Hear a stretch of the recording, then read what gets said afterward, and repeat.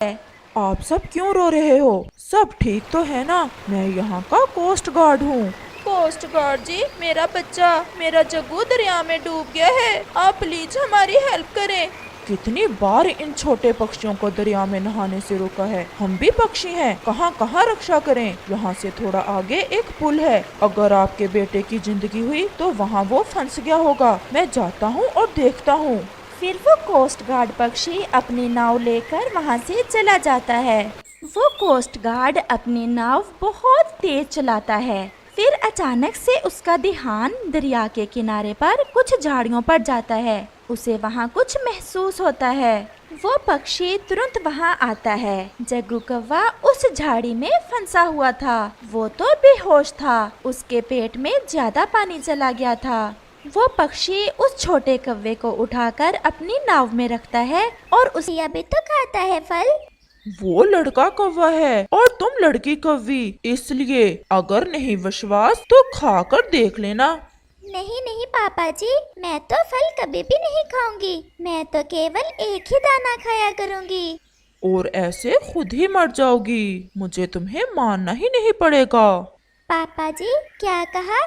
कुछ नहीं, चलो अब घर चलें और अपनी मम्मा को या किसी को भी नहीं बताना कि मैंने तुम्हें ये राज की बात बताई है। वो सब चाहते हैं कि तुम्हारे पंख सूख जाएं और तुम उड़ ना सको।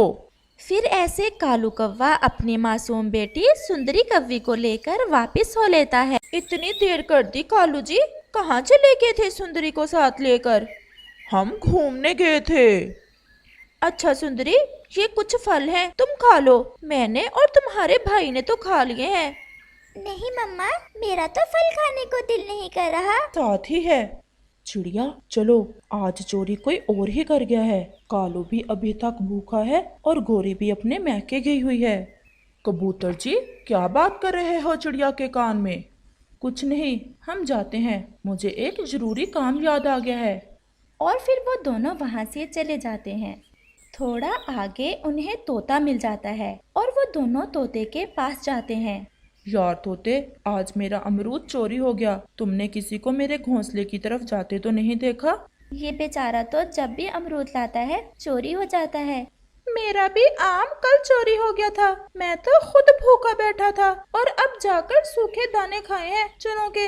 लेकिन मेरे पास चोर पकड़ने का एक उपाय है। ये सुनकर तो कबूतर बहुत खुश हो जाता है।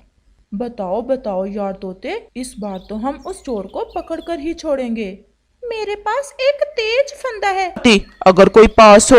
अच्छा यही है कि हम इसे बांट ही लेते हैं। लो मैंने बांट भी दिया, ये कौन सा बड़ा काम है। और कौवा उछलकर घोंसले में लेट जाता है।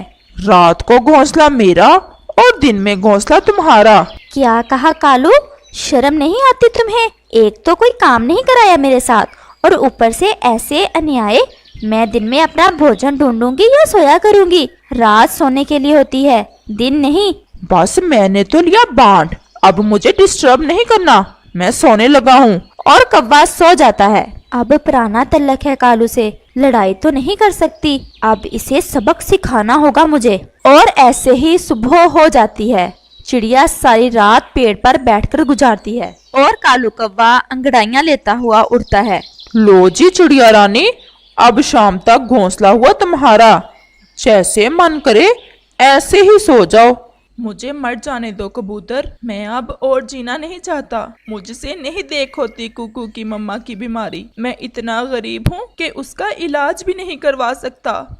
जो तुम करने जा रहे हो ये कायरता है। हालात का मुकाबला करो। तुम्हारी पत्नी तो पहले ही बीमार है, जरा उस छोटे बच्चे का ही सोचो।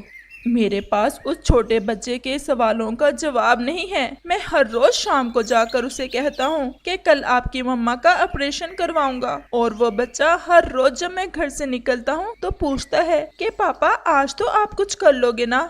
आकाश थोड़ा शांत हो जाओ, मेरे पास तुम्हारी मुसीबत का उपाय है। जो दुख आप पर है मैं उसे महसूस कर सकता हूँ, क्योंकि ऐसे ही मेरी पत्नी दवा के लिए तड़प तड़प कर मर गई थी और मैं कुछ नहीं कर पाया। कई बार मैंने आत्मघाती करने की कोशिश की परंतु ना कर पाया। मैं जिंदा रहा, अपने लिए